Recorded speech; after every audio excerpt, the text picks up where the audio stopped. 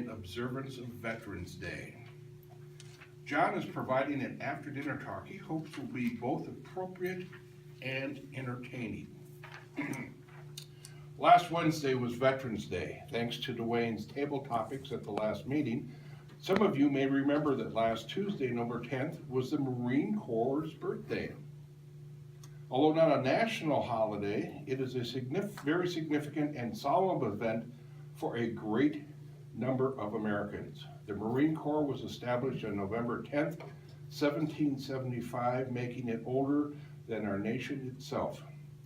Yet it is a mystery to most Americans. To help shed some light on the organization and its heritage, here is John Davis with a glimpse into the Corps. Yay!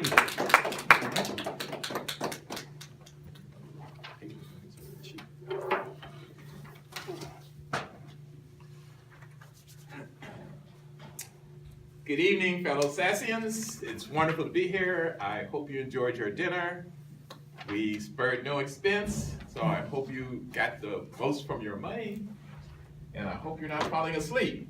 And you won't want to fall asleep, because we're here because this is a celebration of Veterans Day.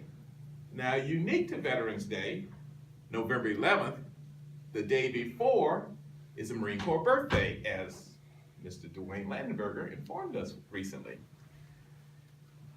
Many people know about the Marine Corps. Most people do not know of the Marine Corps. The Marine Corps is a mystery to most civilians and a lot of military people outside the Marine Corps. The Marine Corps is a unique organization. The Marine Corps was established in, as you just heard, 1775, even before there was a nation. And yet, the Marine Corps was established in anticipation of a nation and to support the Navy, which was actually initiated after the Marine Corps, because back in the days of colonial times, when you were talking about a military power, you were talking about a Navy. Everybody had armies and some people had militias, but when you want to project your power as a nation, it was the Navy. And so they made sure that the Marine Corps was established to augment that Navy. Continental Congress got together and they said, we need a Marine Corps and this is what it's going to do. This is how it's still done today, by the way. The mission of the Marine Corps is established by Congress, and every year Congress reappoints that mission or reactivates the laws that say what the Marine Corps is going to do for the nation. In those days, with the wooden ships, the sailing ships, Marines were assigned to be the boarding party in naval conflicts. Get the old ships next to each other and they shoot their guns until they were just barely hanging in the water, and then they get next to each other and you start sending people back and forth across. Well, the Marines were the ones who were supposed to go over first. And what were they fighting with? They were fighting with swords. That's where we get the term of what? To protect themselves from the swords? Leatherneck. Leathernecks. Big, thick leather collars. And when you hear the name Leathernecks, that's where the nickname came from. They were also assigned to the mast of the ships, where they could shoot down on the enemy. They were assigned to guard all the embassies around the world and still hold that job today. The only service in any embassy that actually takes care of the embassy is the Marine Corps. They also were assigned to be the security for all the ships and all the naval bases. And the one mission that the Marine Corps had back then, that they still have today, way expanded, is that anytime a ship was in conflict and it was to assault the enemy and establish a beachhead, the Marines were the men who actually established the beachhead. The ships and the sailors would be out at sea, they put the Marines in the little rowboats, Marines would go in and they'd establish the beachhead. And they would hold that beachhead by law no longer than 60 days. It was not their job to be the occupying army. That's why we have an army to occupy. But the Marines were the ones who went in and established that beachhead. So these were the jobs of the Marines back then. And throughout history, that mission has changed a little bit. And we have other nicknames besides Leathernecks. How many people heard of Devil Dogs? Devil Dogs was a nickname given us by, anybody remember what nation? Anybody know? What battle? That's too bad because I gave you a whole speech on it before. Was it the Barbary Pirates? No, but they're significant. Devil Dogs came from the Germans. The Battle of the Bulge, World War II. Battle of the Bulge. Belleau Woods. The Battle of Belleau Woods in World War I. And Belleau Woods was a very fierce engagement between mostly the Germans and the French, who lately in the battle was supported by Americans, a combination of Army and Marine military.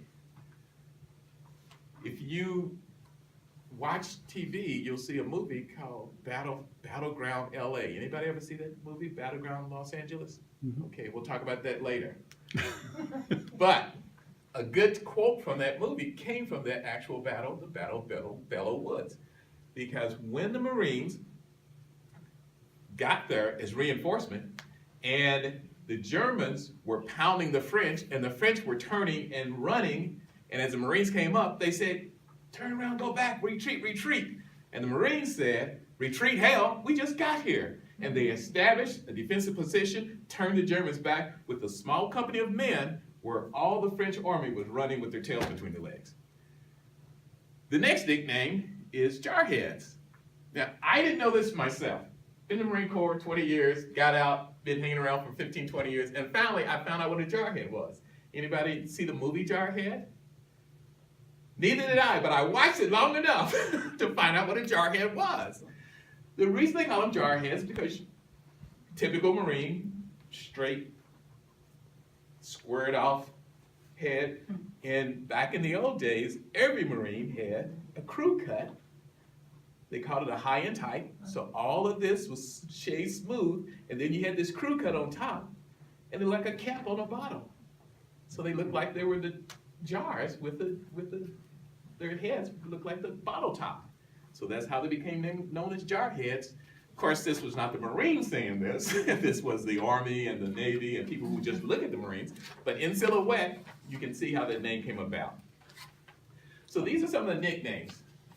And because the Marine Corps is a unit, it is a military service that's little known and has some unique terminology. A lot of that terminology comes from the Navy because it is under the Department of the Navy. It's not under the Navy.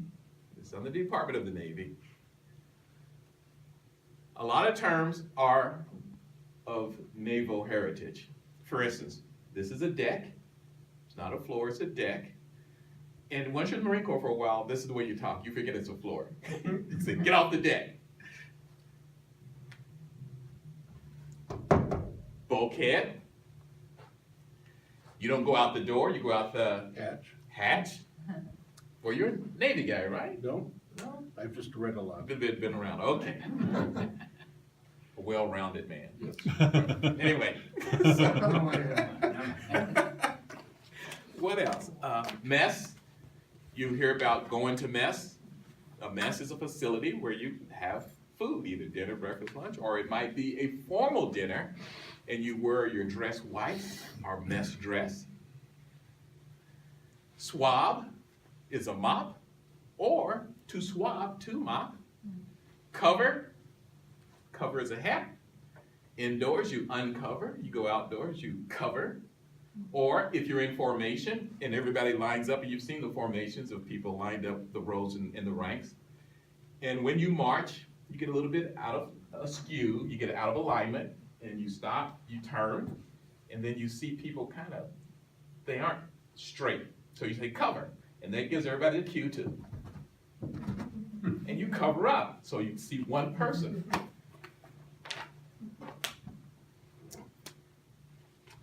Scuttlebutt. Everybody knows what scuttlebutt is? We call it rumor control, scuttlebutt. but it's actually the name of the water fountain. So when you drink out of a water fountain, you're drinking out of the scuttlebutt, which makes sense because in an office, where do you get all the gossip? The water cooler. Port and starboard, left and right. How do you remember the difference between port, starboard, left, right? How do you know which one's port, starboard? Well, because you always say left, right. Most people say left, right, left, right. You always say port, starboard, port, starboard. So you'll have it right if you say left, right, port, starboard, and then you'll know which direction it is. 3 C's to the wind. Nobody, come on, 3 C's to the wind. Drunk. That's right. Inebriated, okay. Nancy says drunk, inebriated, so we know who sophistication is and who the regular people. So some of the terms, eagle, globe, and anchor. You know that that's the Marine Corps symbol. The eagle is for our nation. The globe is for worldwide service. The anchor is for the naval affiliation. Semper Fi, short for Semper Fidelis, Latin for always faithful. You tell Marines happy birthday on November 10th because it is their birthday. I got a email from one of our members on November 10th saying happy birthday. It was very appreciated. Call out the Marines. Why? Because over a period of time, the Marines did so much, they were so dependable that if anybody got in trouble, they said, call out the Marines. So you just hear that. When I see that movie, Battleground Los Angeles, every time they say retreat hell, I get shivers. I want to jump up and join the group and go out there and kick some butt because it's just one of those types of feelings you get when you've been around something. It's home, it's what you know, it's who you are. So when you hear about the Marine Corps and next year is November 10th, hopefully now you know a lot more about